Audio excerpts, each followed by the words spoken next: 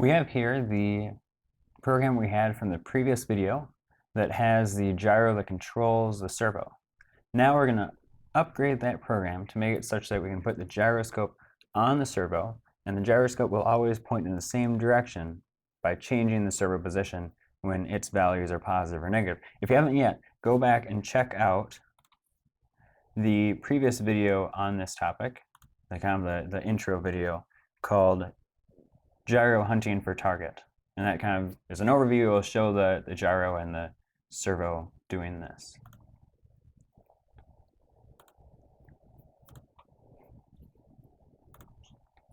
Most of the stuff is going to stay the same. The only thing that's going to change is how we get the servo position. So all of this, we still have a gyro, we still have the servo, we still have the telemetry data, stay in the servo position. We're still going to do the 0 to 255, calibrate, wait for start, make sure it's calibrated, and then go into the main loop of the program.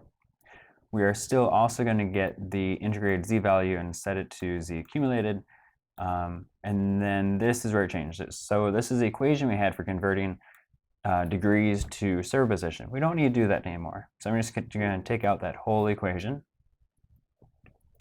And here it's going to be kind of nice that we won't have to range clip the servo position because we'll have a safety for that in our if statements. So if you remember from the previous video, if the z accumulated is positive, we're going to decrease servo position. If it's negative, we're going to increase servo position. So that's pretty simple. We'll go ahead and type that out. If z accumulated is positive, we will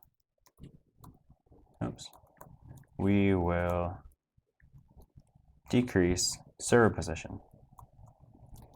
If z accumulated is negative, we will increase servo position. And then the servo position is divided by 255 and then set to that servo here. Now this is almost it. We've got like 2 more things, and then we'll be done. It's a very simple program change. First is that failsafe we're talking about. So that is, we only want to increase the servo position if there's room to increase it, or decrease it if there's room to decrease it. So we're going to say only if z accumulated is positive and the current servo position is not equal to 0. Because if it is equal to 0, we don't want to decrease it anymore. Same thing down here. If z accumulated is negative and servo position does not equal 255, because we do not want to go above 255, then as long as it's not equal to 255, then we can still increase it.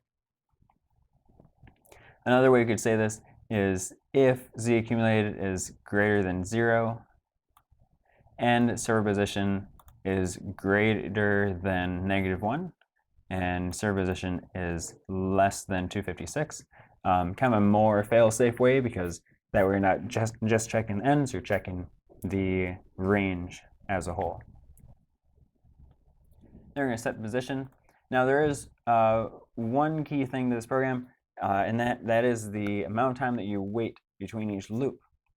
And that's something that I challenge you to play around with. After you download this the first time, play around with that. Because think about this, that once you set the servo position here, you need to allow enough time for the servo to get to its new position, and then the gyroscope to read its new value, and then for that value to come back for it to make its next decision up here. Because if you tell the servo position, hey, increase 1 position, well, it's not going to happen instantaneously because you're waiting for mechanical parts to move.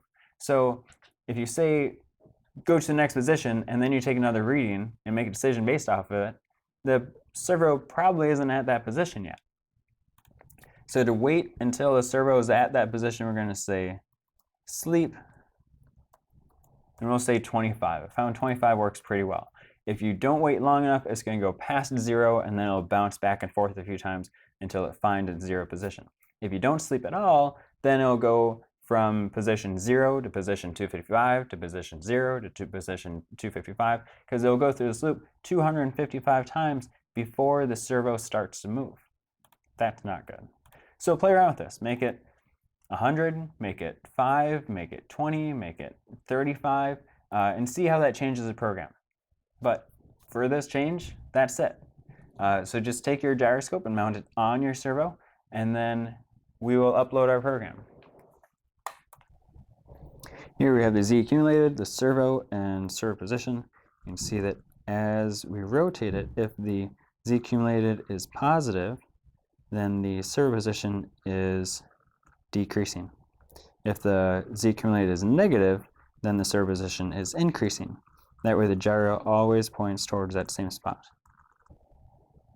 Go ahead and change around the sleep, make it 5, take it away, make it 100, and see how that changes the program, and see if you can figure out why that may be. It's pretty fun to see how changes in the loop speed will change a program that's moving mechanical things and waiting for feedback based on those mechanical things. In the next set of videos, we're going to put a gyroscope on a robot and make the robot turn using the gyroscope so it can go to an absolute position or go to a relative position.